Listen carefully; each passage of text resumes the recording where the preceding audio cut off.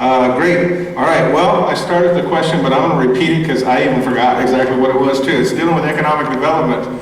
There are some recent individual success stories, but by and large, District 8 seems to lag behind other areas of Phoenix in terms of economic development and attracting financial investment and attention.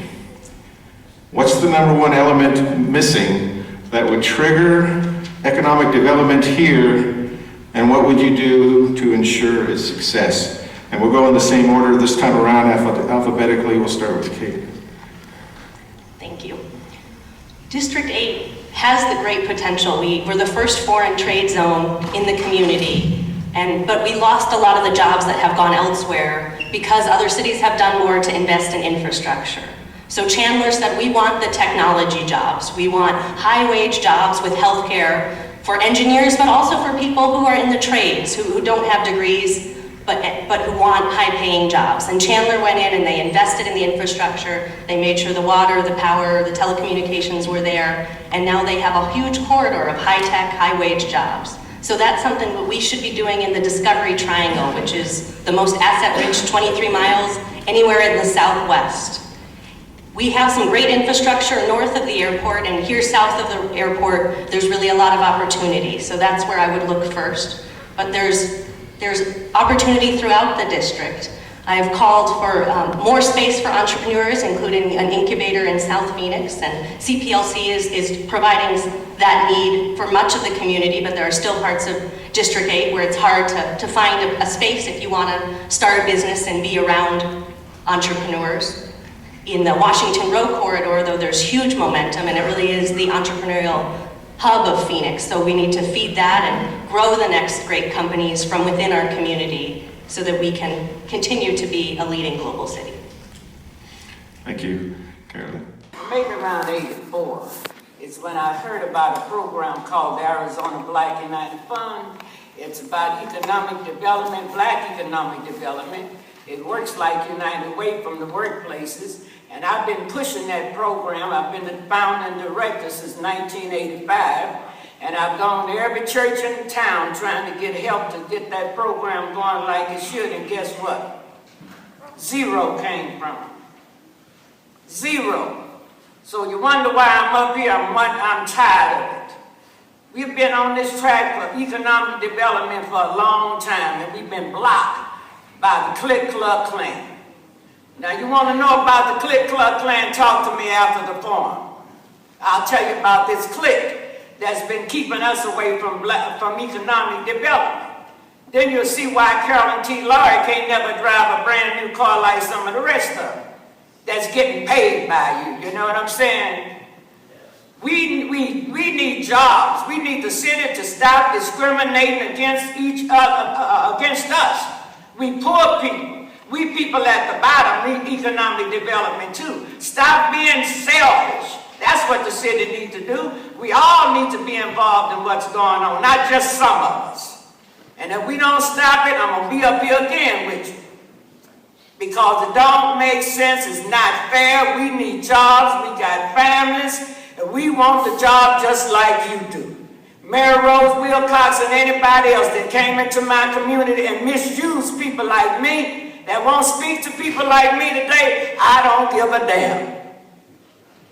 I'm tired of it. I want to see a change. Carolyn, I'll just remind you of the agreement to not do personal attacks, and I'd appreciate you to honor. I'd appreciate you to honor that. When you see the people that did honor the agreement, please. Thank you. I got you. Lawrence. I was the first campaign to produce a local and small business plan in this race, and that was because I think it's critical to our communities here. We've had a lot of great ideas, and we've just never really had implementation. People can come into our community and talk about what is best for the community, cycle after cycle, but you don't see a change. So we need to, number one, talk about local and small businesses for our entrepreneurs. For every $100 that is spent on a local or small business, $73 stays in our neighborhoods. Whereas for a big conglomerate or a big business that's out of town, it's only $43.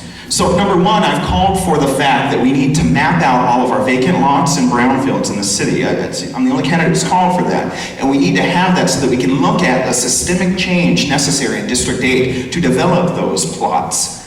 Number two, we need to look at programs like TIF and GIPLET. We need to provide localized incentives that bring businesses, that not only help bring jobs, but also help bring things to the neighborhoods like we need. So Councilman Cody Williams had to twist arms to bring Jim Peterson down to create the Legacy Village at 24th and Baseline, which created a great grocery store, some of the top performing chains in the valley. Now we need that to take on the food desert problem in the other parts of the neighborhoods, but of course it'll also create jobs. And lastly, when folks aren't graduating from our schools, then we're not actually equipping people to get those great jobs that we talk about. Those jobs are gonna come in from California and Texas. They're gonna come with these companies that we bring. We need to actually make sure that our kids graduate from 12th grade. We need to make sure that we utilize the resources like South Mountain Community College for job training programs. And we need to make sure that the city protects these vital services.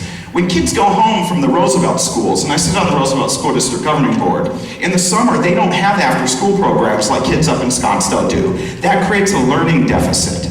But if we fund our vital city services, and as the only candidate calling to fund those, our kids will continue learning into the summer and will be prepared and equipped to graduate 12th grade, and we can actually really have an option for these kids to have these great jobs that we talk about.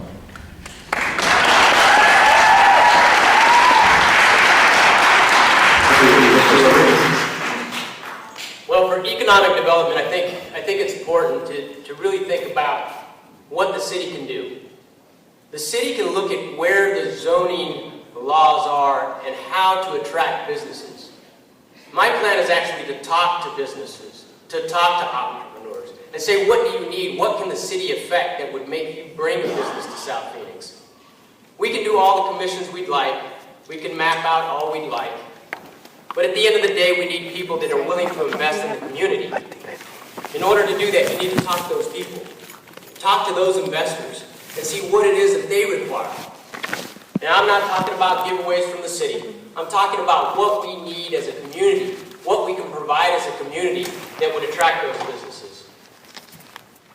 There's a lot of different types of businesses that can come to South Phoenix. Manufacturing jobs, light industrial. What happens when a light industrial or a manufacturing job wants to come to South Phoenix? In anybody's neighborhood but mine. And so a lot of it is self-induced. We need to be open to the future. Investors will invest in South Phoenix, but we also have to invest in the businesses. It's a partnership. It's not a business just to come and we just take. We get jobs, we take money, and no. That's not the way it works in the United States of America. Investors want to make their money as well. They're investing their time, their effort, their capital, their resources. And we need to find out, how do we get those resources, time, effort, and money invested in South Phoenix? And the only way to do that is to talk directly to them, to find them, to seek them out. Seek them out and find out what it is. One of the things that we can do as well is, again, and I'll hit it over and over again, we need to provide a secure and safe environment. Businesses do not want to start a business where there's not a secure environment. It's costly. Again, we have the wherewithal to do that, but we haven't done so. And that's where we need to start. Thank you. The first thing we need to do is thank God and thank goodness for how far South Phoenix has come. This district is far further along than it's ever been before. So that's the first thing. This very building in which we stand is a partnership of faith, of nonprofit, of business, of downtown, coming together to put a $30-odd million investment right here in the community. So we do see South Phoenix has come a long way. Now, as I knock on doors around District 8, it's a very large district, whether they're in Levine or at 24th Street and Broadway or in the barrio, or just yesterday when I was near 35th Street and Roosevelt knocking on doors, a word that keeps coming up: we're tired of being ignored. We're tired of being ignored. People talk about downtown all the time. What about us? What about us? And so I have a plan for putting people back to work, working with the private and public sector to get people to partner. What I'm finding out, whether I'm talking to people down at the Cityscape or 24th Street and Broadway, we have much more in common than we have not in common.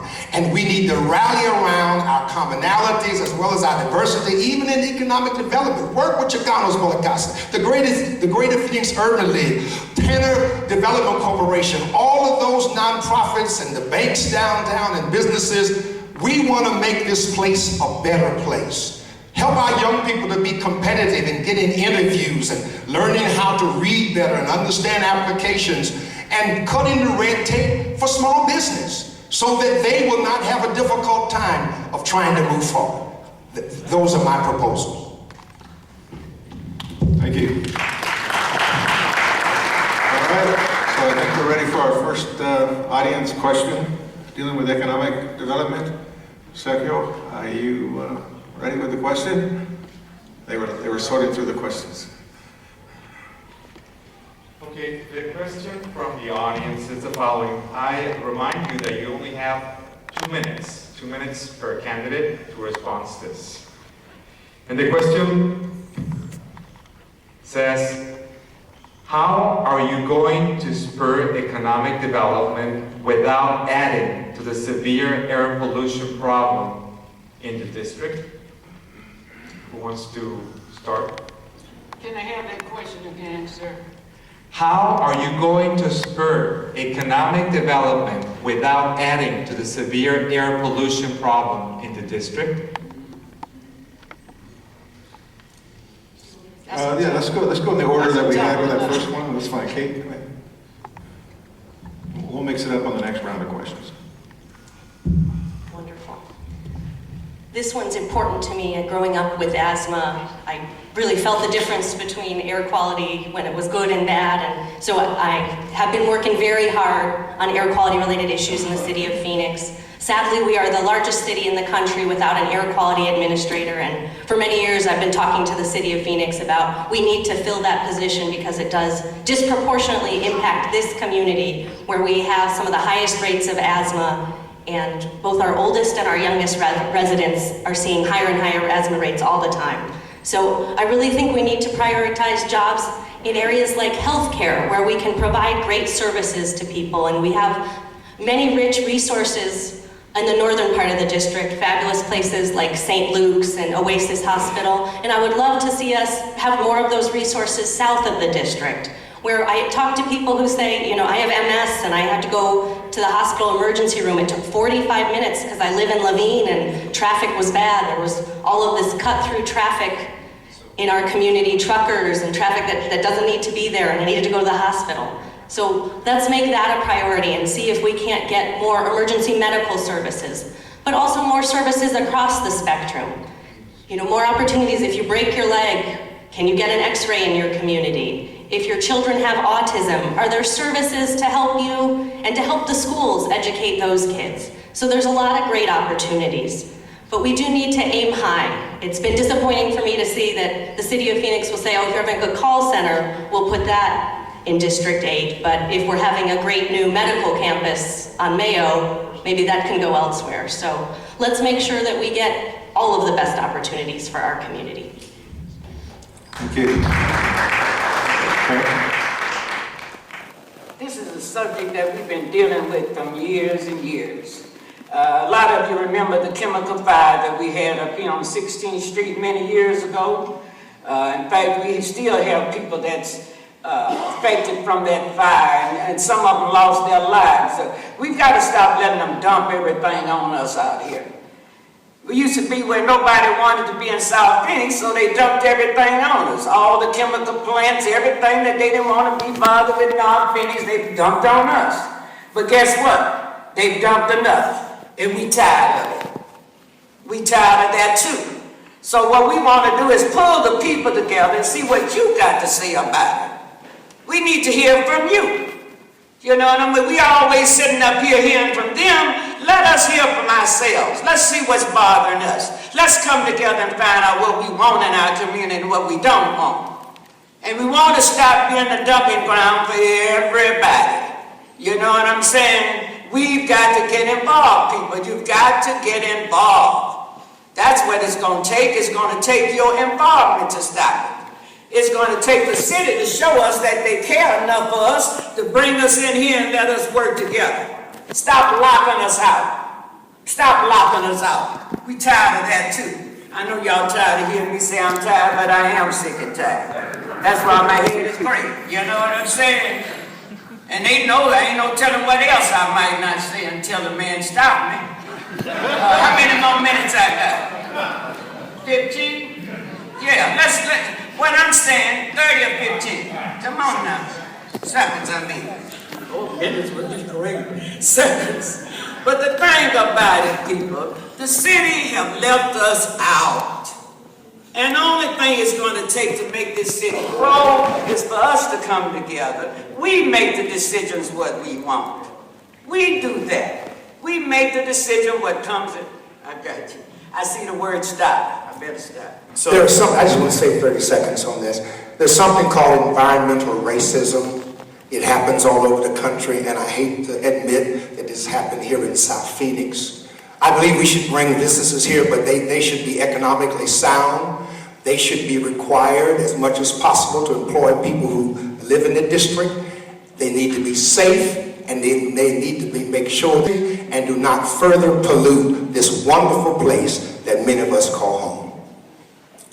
If I understand the question, it's how to repair economic development and also control the air issues that are prevalent down here in South Phoenix. And there's an answer that none of these candidates have discussed, and that's actually bringing light rail into South Phoenix. That's a social justice question that will bring economic development and will also improve air quality. Light rail coming down the central corridor will not only bring more density by zoning by your next city council member, but it will provide another option for people. And when we bring light rail down central, we should also look at other opportunities. We should make sure that we've got multimodal transportation uses, that we have connectivity, so that if you want to bike from one part of the district to light rail, you have the option.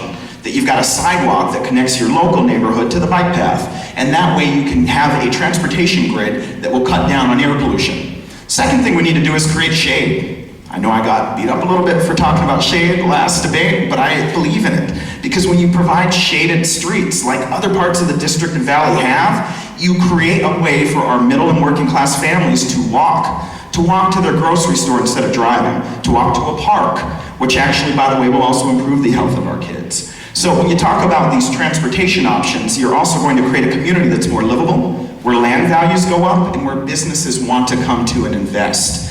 But we also need to look at what I talked about in my small and local business plan and my sustainability plans, which is that we need to map out where these brownfields and vacant lots are. Because, because we have such a large amount of open vacant lots in South Phoenix, we have a larger amount of dust. And because you have a large amount of dust, that gets in the air and our kids breathe it. So we need to look at that as well. But then we also need to protect the vital city services like funding to the Rio Salado Habitat Project. The Rio Salado Habitat Project, along one of the jewels of South Phoenix, which is the Rio Salado, could obviously help with air quality and create more natural resources here in the district and really create a space that is going to be a sustainable place that's great for the environment and will enhance our neighborhoods.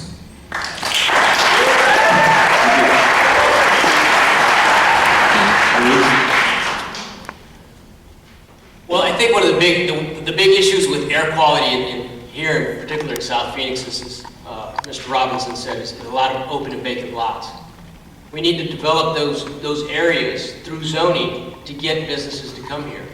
Now, as far as air pollution, certainly I'm not in favor of having a big industrial power plant burning coal or something right in the middle of Central and Baseline. So, that's why zoning is important. So you get the kind of quality jobs that people are looking for within the context of a community that surrounds it. And that's how you do it. One of the big issues that people don't look at with air quality, South Mountain's right there. It's the biggest municipal park in the country. It's very dusty. The wind comes off of there. We will always have a bit of air quality problems here in South Phoenix. I don't think there's a whole lot of ways that you can mitigate. So I think we have to look at the reality of the situation. One of the things that economic development will do is will actually improve air quality. As all these open lots, as all these blighted areas are filled in with actual businesses, you won't have the dust problem. You won't have the pollution problem. Now, I don't know that the light rail is exactly the answer we want. There's other solutions. There's modern trolley cars that run on natural gas, which is super clean and burns really well. and we can increase the infrastructure and the way people get around the city and around the district with other options. I'm not necessarily against light rail or for it. I think we really need to look at the long-term consequences to the people that live here. As he said, property values will go up, but for the grandma that's been living in her house for 50 years, that means she can no longer afford to live there.